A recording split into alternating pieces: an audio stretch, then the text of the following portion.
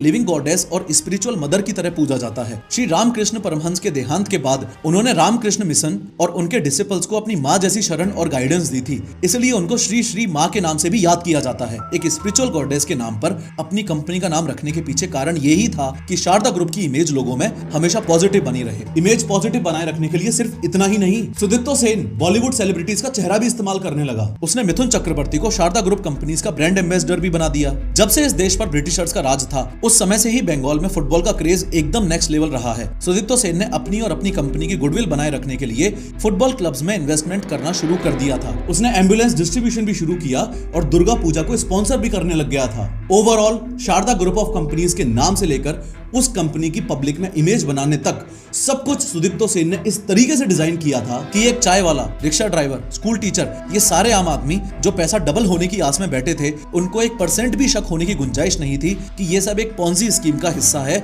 और ये पूरा सिस्टम एक दिन ताश के पत्तों के घर की तरह कोलैप्स कर जाएगा। खैर, जैसे ही सेबी का फाइनल नोटिस आया तो शारदा ग्रुप ऑफ कंपनीज के टॉप मैनेजमेंट ने सेबी को बताया कि वो बॉन्ड्स और डिबेंचर्स में काम कर ही नहीं रहे हैं, वो चिट फंड्स में काम कर रहे हैं। ऐसा उन्होंने सेबी से अपने आप को बचाने के लिए कहा। Chit funds mainly chit funds act 1982 के अंडर रेगुलेटेड होते हैं और इसका इंप्लीमेंटेशन स्टेट गवर्नमेंट्स करती हैं, सेबी नहीं। मतलब अगर कोई चिट फंड चलाना चाहता है तो उसको स्टेट के रजिस्ट्रार ऑफ चिट फंड से रजिस्ट्रेशन करना पड़ता है, इसलिए chit funds technically state subject होते हैं, अंडर सेबी नहीं। शारदा ग्रुप को लगा कि अगर वो ऐसा करेंगे तो सेबी से बच जाएंगे।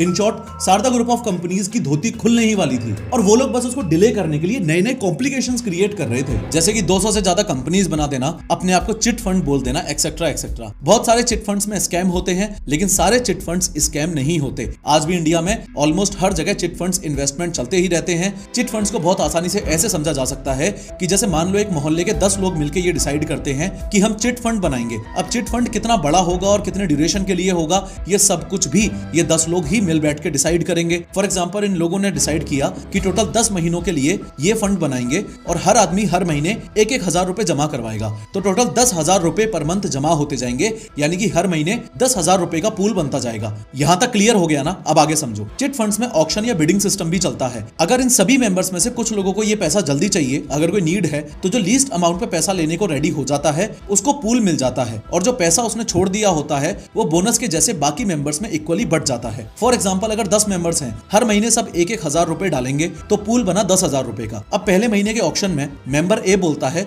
मैं 9,000 रुपए ही ले लूंगा, मतलब वो अपने पूल का 1,000 रुपए छोड़ देगा और वो 1,000 रुपया बाकी के 9 मेंबर्स में इक्वली बांट दिया जाएगा, यानी कि 111 रुपए ईच अप्रॉक्स। तो मेंबर ए को तुरंत 9,000 रुपए कैश मिल गया और बाकी सबको छोटा सा प्रॉफिट मिल गया। अब मंथ 2 का ऑक्शन जैसे ही हुआ तो अब दूसरा मेंबर यानी कि मेंबर